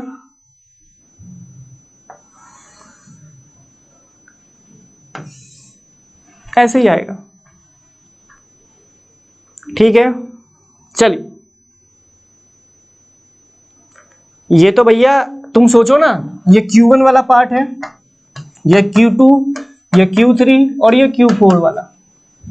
इसी तरीके से आएगा जब आप हीट दे रहे हो, हीट कर रहे हो। ये क्या है भैया? जिसमें टेम्परेचर कांस्टेंट रह रहा है, ये है फेज चेंज। फेज चेंज किसमें? Solid to liquid. और ये क्या है भैया? ये भी आपका phase change, liquid to gas, liquid to gas. अच्छा इसका स्लोप बताइए, क्या बताएगा? अगर इस ग्राफ का स्लोप, अच्छा ये कौन सा है? ये वाला जो पॉइंट है Q3 असल में क्या था? Temperature change in liquid phase, और ये क्या है? Temperature change in solid phase. तो इस ग्राफ का जो स्लोप होगा वो अगर ध्यान से देखिएगा तो वो हो जाएगा 1/m into S of water, इसका स्लोप। और इसी तरीके से इसका स्लोप निकालिएगा तो वो भी आ जाएगा, दैट इज tan थीटा की वैल्यू। ये कुछ स्लोप बनाएगा, दैट इज tan थीटा की जो वैल्यू होगी वो कुछ ऐसे आएगी। मतलब इसका slope is inversely proportional to heat capacity. करके देखना, अगर तुम यहां देखो तो इसका स्लोप क्या हो जाएगा? T वर्सेस Q ग्राफ है ना भैया, तो ऑब्वियस ही बात है MS जो है नीचे की ओर आएगा, तो Q जो है आपका वो x एक्सिस में है और T जो है y एक्सिस में है, तब मैं ऐसा बोल रहा हूं। अगर उल्टा कर दोगे तो डायरेक्टली प्रोपोर्शनल आ जाएगा। अगर Q को आप y एक्सिस में ले लो और S को आप मतलब टेम्परेचर को आप इस पे ले लो, तो फिर ग्राफ थोड़ा उल्टा दिखेगा। समझ रहे हैं मेरी बात को? तो ये देख लीजिए कि इसका जो स्लोप होगा T वर्सेस Q ग्राफ का, ये inversely proportional to heat capacity होगा। तो ये आपका इसी तरीके से यहाँ का जो tan थीटा होगा वो 1 mass into specific heat of ice, ये इसके बराबर होगा, यहाँ का tan थीटा और यहाँ का tan थीटा।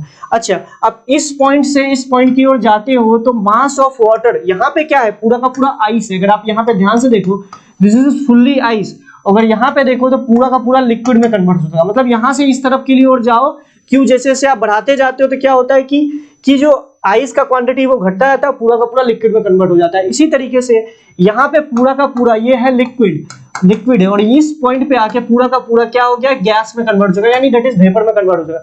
तो आप इस तरफ मूव करते हो तो क्या आपको मिलता है कि लिक्विड का क्वांटिटी घटता है और गैस का क्वांटिटी बढ़ता जाता है। तो ये आपका हो गया फेज चेंज। समझ रहे हो मेरी बात को? ये फेज चेंज का ग्राफ हो गया।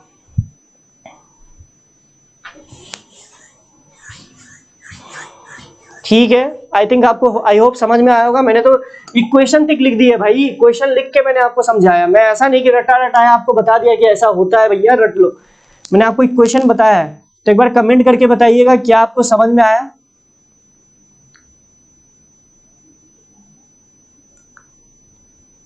हाँ, टाइम वर्सेस, देखो एक बच्चा पूछ रहा है कि टेम्परेचर वर्सेस टाइम ग्राफ होगा। हाँ, ऑब्वियस ही बात है होगा, क्योंकि तुम एक बात समझना ना कि अगर आप Q की वैल्यू को कांस्टेंट दे रहे हो, मतलब जैसे सपोज करो कि आप बोल दे रहे हो कि हम पर सेकेंड 100 जूल एनर्जी दे रहे हैं, तो सिंपल सी बात है Q जो टाइम है जाएगा, मतलब कि Q की वैल्यू बढ़ते जाएगी टाइम के साथ। अगर Q कांस्टेंट है विद टाइम, मतलब कि उसका जो रेट है Q गिवन देने का जो रेट है वो कांस्टेंट है, तो T वर्सेस T, मतलब कि टेम्परेचर वर्सेस टाइम ग्राफ भी सेम आएगा, बस कोऑर्डिनेट्स अलग अलग आ जाएंगे।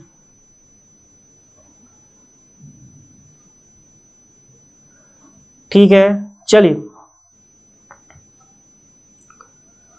तो T वर्सेस T ग्राफ भी बन सकता है, लेकिन आपको ये बात याद रखना पड़ेगा कि rate of heat given to the substance should be constant, तब आपका ग्राफ सेम आएगा T वर्सेस T का, बस आपका कोऑर्डिनेट अलग अलग आएगा। ठीक है, चलिए ओके। अब हम लोग लास्ट टॉपिक पे बात कर रहे हैं, समझिएगा। अब अच्छा, इसी का हम लोग दूसरा बोलेंगे, ये तो गेन था। अब लॉस की अगर हम बात करें, अगर इसी तरीके से लॉस की बात करें, तो मैं वो पूरा का पूरा नहीं बना रहा हूं, बस मैं आपको आइडिया दे रहा हूं कि इसका ग्राफ कुछ ऐसे आएगा। अगर आप T वर्सेस Q ग्राफ बनाइएगा तो ये ग्राफ कुछ ऐसे आएगा।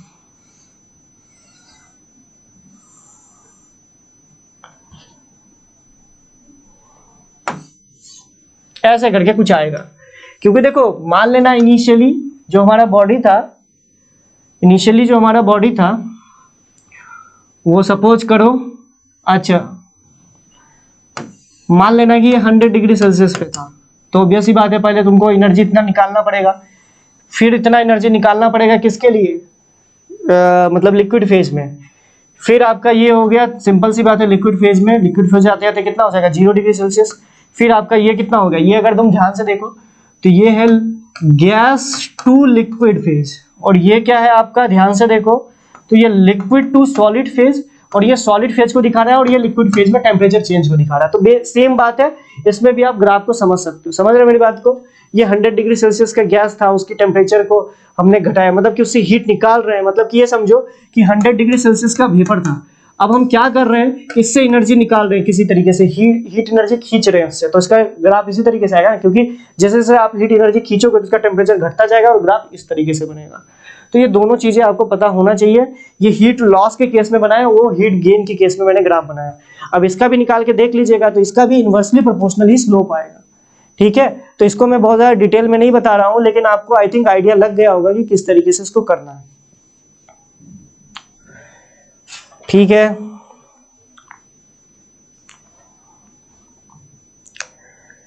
अब देखिए कैलोरीमेट्रिक होता क्या है। देखिए अब हम लोग बात करते हैं कैलोरीमेट्री पे और वाटर इक्विवेलेंट क्या होता है। तो देखिए कैलोरीमेट्री कुछ होता नहीं है, मैंने अभी आपको बताया कि दो ऑब्जेक्ट को हमने इस तरीके से मिलाया कि इन दोनों के बीच में ही हीट का ट्रांसमिशन हो रहा है, बाहर सराउंडिंग में हीट नहीं गया।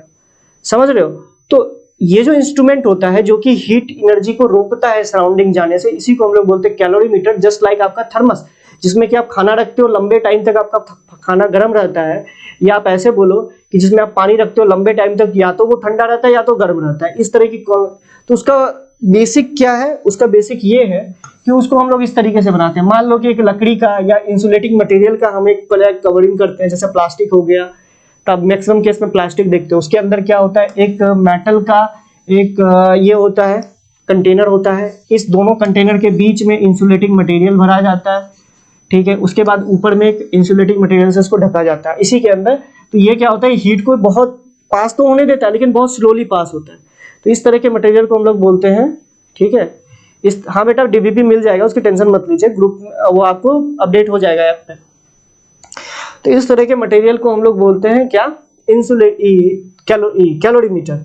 अब कैलोरीमीटर के अंदर क्या होता है, अब ये समझो कि जितने भी अभी तक मैंने बात की कि दो मटेरियल को मिलाया, तीन मटेरियल को मिलाया और दोनों के बीच में हीट का ट्रांसमिशन हो रहा है, तो उसी को हम लोग बोलते हैं आपका ये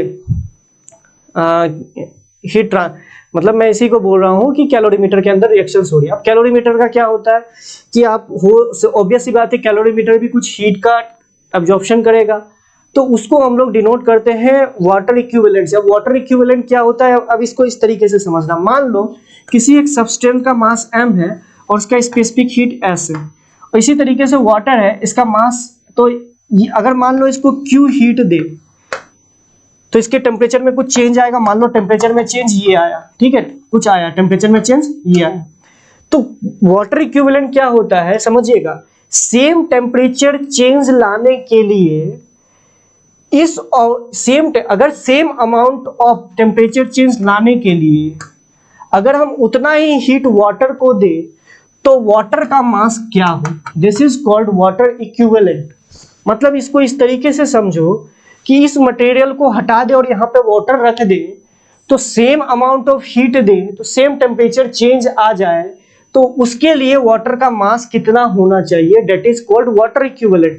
तो इसमें क्या, दोनों का क्यू सेम कर दो, तो दोनों का क्यू सेम करोगे तो डेल्टा टी तो सेम है ही, तो वाटर इक्विवेलेंट को जैसे एम डब्ल्यू से मैं दिखा रहा हूं तो ये हो जाएगा M into S upon S W, ये वाटर इक्विवेलेंट का वैल्यू हो गया। दोनों का क्यू आप सेम कीजिएगा तो देख लीजिए ना, दोनों का क्यू सेम होगा, तो इसमें आप क्या लिखिएगा, एम एस डेल्टा टी, और इसमें क्या लिखिएगा, मुझे निकालना है M W into S W, S W into delta T. तो डेल्टा टी सेम ही हो गया क्योंकि हमने बोला सेम टेम्परेचर में चेंज आया, तो देख लीजिए यही वैल्यू आएगी। तो वाटर इक्विवेलेंट यही होता है।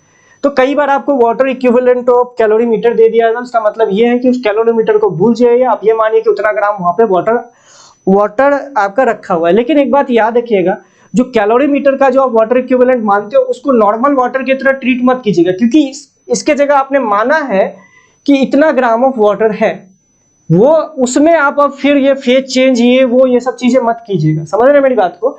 तो उसका टेम्परेचर चेंज, जो वाटर इक्विवेलेंट वाला जो वाटर है आपने उसको रिलेट करवाया है, उसका टेम्परेचर से 100 ये वो आ सकता है, हो सकता है, लेकिन जनरली क्वेश्चंस में ऐसा होता नहीं है।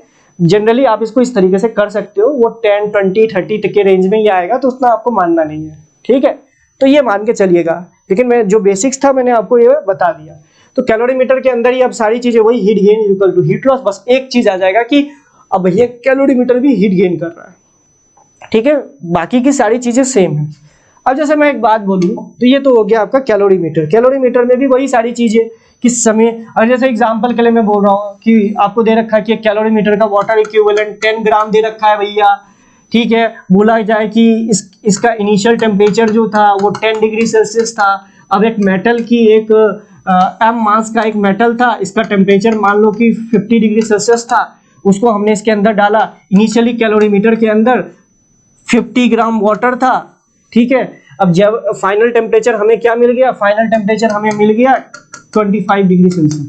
तो कैलोरीमीटर का मेन काम होता है कि जो आपका मटेरियल है उसका स्पेसिफिक हीट आप फाइंड आउट कीजिए। तो कैसे निकालिएगा, देखिएगा, heat gain by this material plus heat gain by water plus heat gain by calorimeter is equals to 0, तो उससे आपका आंसर आ जाएगा। तो इसका क्या लिखिएगा, m into S into delta T क्या लिखिएगा, 50 से 25 में आया, दैट इज 25 प्लस ऑफ इसका हीट गेन 25, इतना हो गया। उसके बाद इसका हीट गेन लिखिएगा तो 50 इंटू, पहले ये कितना था 10 डिग्री पे था, 25 में आ गया, तो मतलब that is 10 into 1 into 15 plus of ये भी आपका इसके जगह आप मान लीजिए 10 ग्राम वाटर रखा हुआ है, तो ये 10 into 1 into 15 is equals to 0। तो यहाँ से आपका स्पेसिफिक हीट आपको पता चल जाएगा। यही छोटे छोटे क्वेश्चन है, आपको मतलब मिल जाएगा, ठीक है। तो ये छोटे छोटे क्वेश्चंस को आपको पता होना चाहिए। अच्छा, एक बात मैं आपसे नॉर्मल से बात पूछना चाहता हूँ कि एक बात बताइए, पावर क्या होता है? अगर आपको पावर पता होगा तो rate of change of energy with respect to time, मतलब कि पर सेकेंड एनर्जी का ट्रांसमिशन क्या हो रहा है, दैट इज पावर। तो पावर को लिख सकते हैं dq बाई dt। क्या लिख सकते हैं, dq बाई dt। तो अगर तुम ध्यान से देखो तो q is equals to ms delta T, ये होता है ना ms डेल्टा टी dt। अगर मैं बोलूं तो इसको इस तरीके से लिख सकते हैं, dq इज इक्वल्स टू किसी ऑब्जेक्ट को हमने छोटा सा हीट दिया तो उसके टेम्परेचर में चेंज इस तरीके से आएगा। तो इसको टाइम के रिस्पेक्ट में डिफरेंशिएट कर दो तो dt p is equals to 1 upon dt into ms delta T. अब देखो यहाँ पे डिपेंड करेगा कि टेम्परेचर, मास अगर आपने कांस्टेंट रखा है तो सिंपल सी बात है मास और स्पेसिफिक हीट बाहर आ जाएगा। ध्यान से सोचना कि मास और स्पेसिफिक हीट टाइम के साथ चेंज नहीं हो रहा, तो ये दोनों डिफरेंशिएशन से बाहर आ जाएगा और ये हो जाएगा ms dt बाई dt। अच्छा, अगर आप पावर सप्लाई कर रहे हो तो dt बाई dt को क्या बोलोगे, rate of temperature increment. Obvious सी बात है, अगर किसी आप ऑब्जेक्ट को पर सेकंड पावर दे रहे हो, मतलब पावर दे रहे हो मतलब पर सेकंड कुछ एनर्जी दे रहे हो 100 जूल, लेट्स से 100 जूल, तो उसका मतलब क्या है कि उसका टेम्परेचर इंक्रीज करेगा। तो dt बाई dt को क्या बोलोगे, रेट ऑफ टेम्परेचर इंक्रीमेंट। अगर इसी का उल्टा किसी आप ऑब्जेक्ट से आप एनर्जी निकाल रहे हो तो सिंपल सी बात है उसका टेम्परेचर घटेगा तो उसकी में पावर क्या लिखोगे, ms dt बाई dt। और ये dt बाई dt क्या हो जाएगा, रेट ऑफ कूलिंग। तो ये सब सारी चीजें आपको नेक्स्ट चैप्टर कंडक्शन और रेडिएशन में आपको काम आएगा। तो ये पावर के रूप में आप इसको इस तरीके से लिख सकते हो, dq by dt is equals to ms, इसी को पावर को हम लोगों ने बोला है dq by dt, ms dt by dt। ये आपको नेक्स्ट चैप्टर में भी काम आएगा। क्या आपको ये बात क्लियर है? क्या आपको ये बात क्लियर है? क्या ये आपको क्लियर है? अच्छा, अब इसी तरीके से ये तो हम लोगों ने टेम्परेचर चेंज के लिए बोल दिया। अब इसी तरीके से अगर आपको बोला जाए फेज चेंज के लिए, तो फेज चेंज के लिए आप क्या बोल सकते हो, ध्यान से देखो। अगर फेज चेंज में आपने पावर दे दिया तो P इज इक्वल्स टू होता है dq बाई dt, इतना तो आपको पता है। अगर फेज चेंज में Q लिखो तो Q is equals to m into LF, भैया LF तो कांस्टेंट होता है, तो dq बाई dt को क्या लिखोगे फेज चेंज में, फेज चेंज में हम यही चीज लिख सकते हैं dm by dt into LF। Rate of, ये क्या हो गया कि कितना ऑब्जेक्ट, मतलब कि कितना मास पर सेकेंड फेज चेंज कर रहा है, that is dm by dt।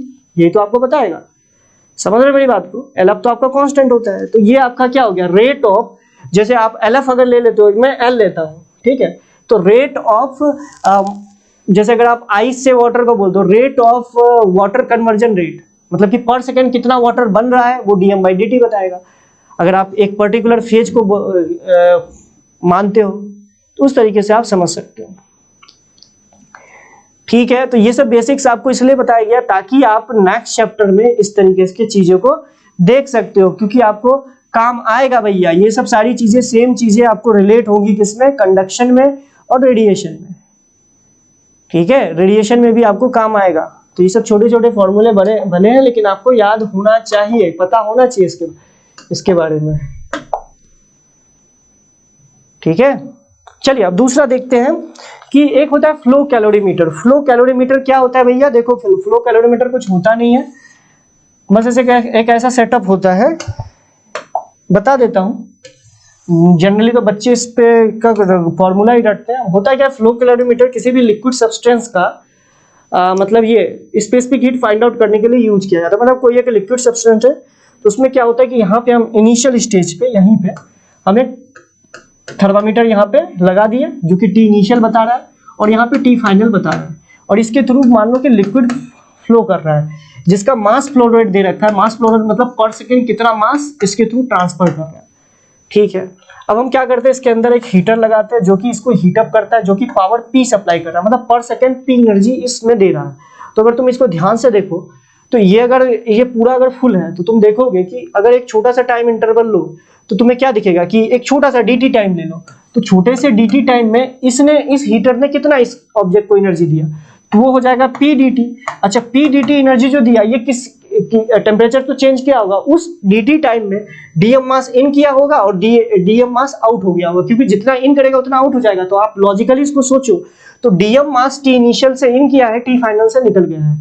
तो सिंपल सी बात है, इसके आप लिख सकते हो, इसको लिख सकते हो कि dm into s t final minus t initial. ये मैंने लिख दिया। लॉजिक क्या लगाया कि अगर तुम नेट इनिशियल देखो तो dm इन किया t इनिशियल से और t फाइनल से निकल गया, तो इसको ये एनर्जी किसने दिया था, इस हीटर ने दिया था, तो p dt इसने एनर्जी दिया था। क्योंकि आप पावर को टाइम से मल्टीप्लाई कर दोगे तो सिंपल सी बात है, इसको ये पता चल जाएगा। तो यहाँ से आप देखो, ध्यान से देखो, तो स्पेसिफिक हीट की वैल्यू क्या आ जाएगी, वो आपकी आ जाएगी डीएम, ये हो जाएगा आपका, अगर ध्यान से देखो तो स्पेसिफिक हीट आ जाएगा P into P upon R into T final minus T initial, ये आ जाएगा, क्योंकि डीएम बाई डी टी आपका क्या है, मास फ्लो रेट। अच्छा, मास फ्लो रेट और वॉल्यूम फ्लो रेट में क्या अंतर होता है, ये फ्लूइड में आप लोगों ने पढ़ा होगा। Mass flow rate and volume flow rate में कुछ अंतर ज्यादा स्पेसिफिकली होता नहीं है। मास फ्लो रेट को डिवाइड कर दीजिए volume flow rate, sorry density से डिवाइड कर दीजिए तो वॉल्यूम फ्लो रेट आ जाएगा। तो ये आपका आंसर हो जाएगा। कितने लोगों को समझ में आया?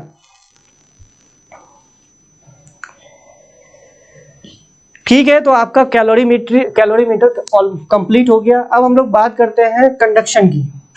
तो कंडक्शन के बारे में मैंने ऑलरेडी बता रखा है, हीट ट्रांसमिशन के 3 फिनोमिना होते हैं और हीट एक पॉइंट से दूसरे पॉइंट तक जा रही है। पहला होता है कंडक्शन, दूसरा होता है कन्वेक्शन, तीसरा होता है रेडिएशन। कंडक्शन में क्या होता है कि ऑब्जेक्ट टू ऑब्जेक्ट हीट का ट्रांसमिशन होता है। जैसे इसको एग्जांपल को सबसे अच्छा आप इस तरीके से समझ सकते हो कि आपको यहाँ पे बहुत सारे ऑब्जेक्ट रखे हुए हैं, आपको यहाँ पे लेके जाना है, तो आपने क्या किया, आप, आपका भाई, आपके दोस्त इस तरीके से एक लाइन में खड़े हो गए। तो आपने क्या किया, इसने ऑब्जेक्ट को उठाया, इसको ट्रांसफर किया, इसने इसको, इसने इसको, इसने इसको, इसने इसको, और इसने यहाँ पे रख दिया। इस तरीके से जो हीट का, अगर मान लो इस तरीके से ट्रांसमिशन हो रहा है, इसको हम लोग बोलते हैं कंडक्शन। मतलब कि हीट एनर्जी पहले मुझे मिली, फिर अब मैंने बगल वाले को ट्रांसफर किया, उसने अपने बगल वाले को, तो इस तरह की एनर्जी का ट्रांसमिशन को हम लोग क्या बोलते हैं, कंडक्शन। अगर आप मान लो अकेले हो, तो आपने क्या किया कि आप यहाँ से ऑब्जेक्ट को उठाए, चल के गए और यहाँ पे ले जाकर रख दिए, तो ये होता है कन्वेक्शन।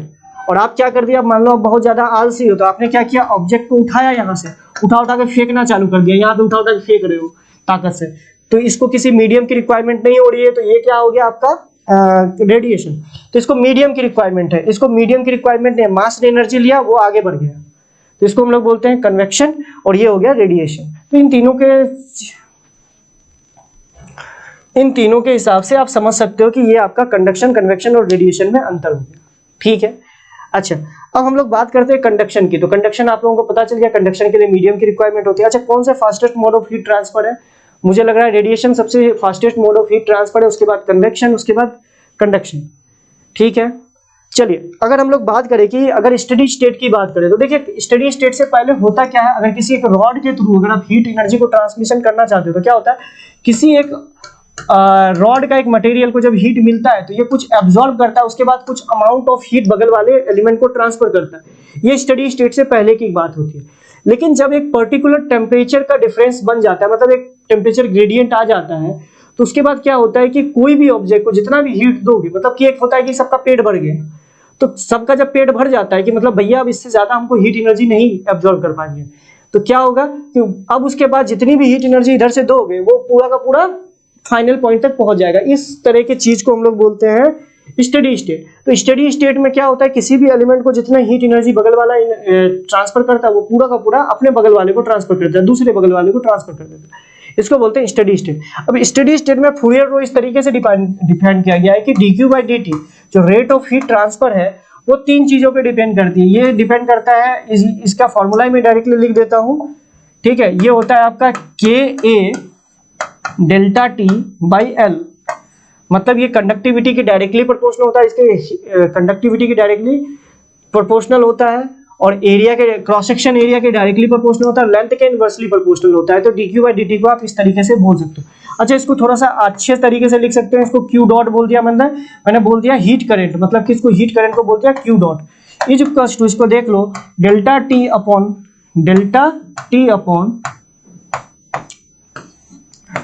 L upon K. तो इसको हम लोग बोल देते हैं आपका, इसको हम लोग बोलते हैं, अरे यार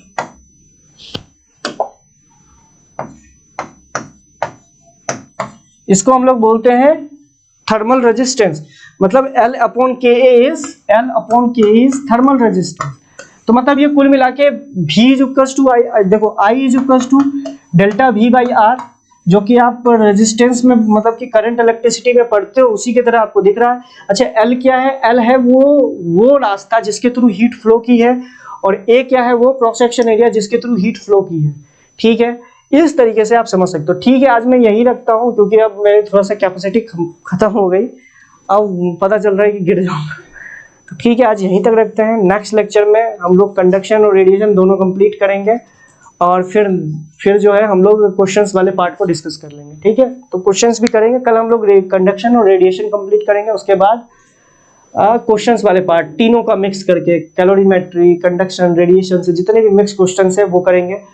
और जहां तक बात रही इसकी थर्मल एक्सपेंशन का, तो थर्मल एक्सपेंशन मैं आपको इलास्टिसिटी के साथ पढ़ाऊंगा। ठीक है, चलिए, thank you all of you. तो अब थोड़ा सा नहीं हो रहा है, वो जॉइंट में बहुत ज़्यादा पेन हो रहा है, क्या बोले। Thank you all of you.